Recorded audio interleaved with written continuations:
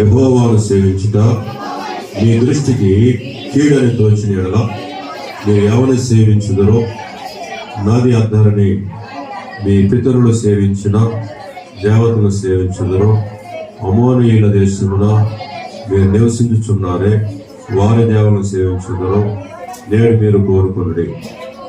మీరెవరిని సేవించుకొనినో నేనును నా ఇంచి వారును యెహోవాను సేవించను అని చెప్పలు కూడా ప్రభుత్వం కోరుతాం.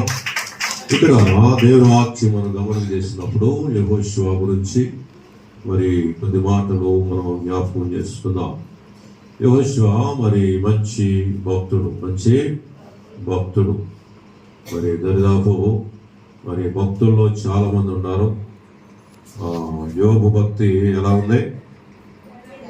భూమి మీద అతని వంటి వాడు ఎవడను అలాంటి మంచి భక్తి యోబు చేశాడు.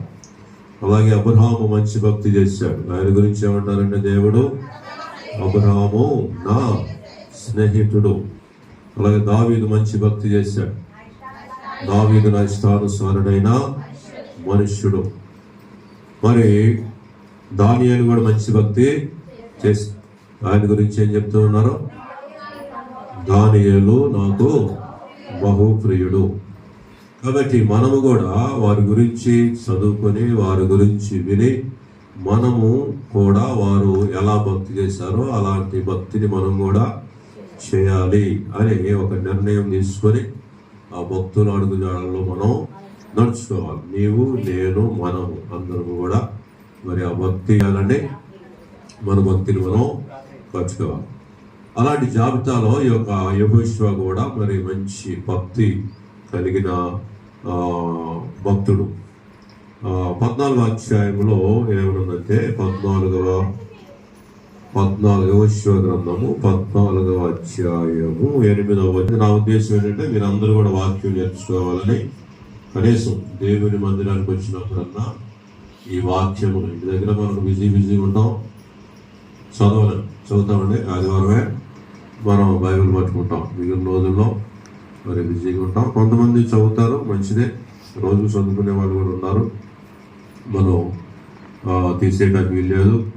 అయితే కొంతమంది కొద్దిగా బిజీగా ఉండడం వల్ల చదవలేని వారు కూడా ఉంటారు.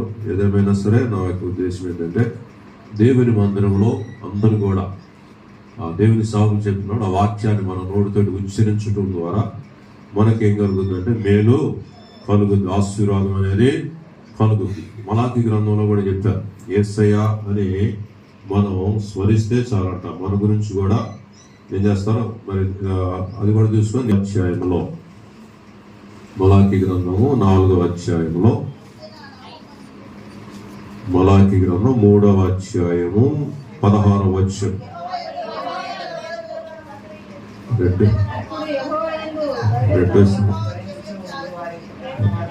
అప్పుడు అందరూ చెప్పు, అప్పుడు యెహోవా యందు భయభక్తులు గలవారు మాట్లాడుకొనుచుండగా యెహోవా చెవియొగ్గి ఆలకించును. మనం దేవుని వాక్యము, దేవుని గురించి మనం మాట్లాడుకొనుచుండగా దేవుడు ఏం చేస్తారట? చెవియొగ్గి ఆలకిస్తాడు. నిజమా అబద్ధమా? పచ్చి నిజం. దేవుని మాటలు సున్నాయినను పొల్లైనను కూడా దేవుడు. కాబట్టి మనం దేవుని మందిరానికి వచ్చి దేవుని వాక్యము మనం ధ్యానం చేసుకుంటున్నప్పుడు యెహోవా యందు భయభక్తులు గలవారు ఒకరితో ఒకరు మాట్లాడుకొనుచుండగా యెహోవా చెవియొగ్గి ఆలకించును. ఏమని? నా గురించి వీళ్ళు ఏం మాట్లాడుకుంటున్నారు? ఏమంటారు?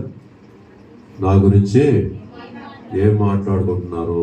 మనం కూడా ఎవరన్నా మనం వెళ్తా ఉన్నాం అనుకో, ఎవరు మాట్లాడుకుంటే నా గురించే మాట్లాడుకుంటున్నారు అని చెప్పేసి మనకు కూడా ఏమొస్తుంది? డౌట్ వస్తుంది, ఆలోచన వస్తుంది. వాళ్ళిద్దరు మాట్లాడుకుని వెళ్ళిపోయిన తర్వాత వాళ్ళని అడుగుతాం, ఏమని? నా గురించి ఏం చెప్పారు? మంచి చెప్తే సంతోషిస్తాం, చెడు చెప్తే బాధపడతాం. సంధ్య బాగా చెప్పింది, అందరూ సపోర్ట్ పడతాం. కాబట్టి నా గురించి అటు చెప్పే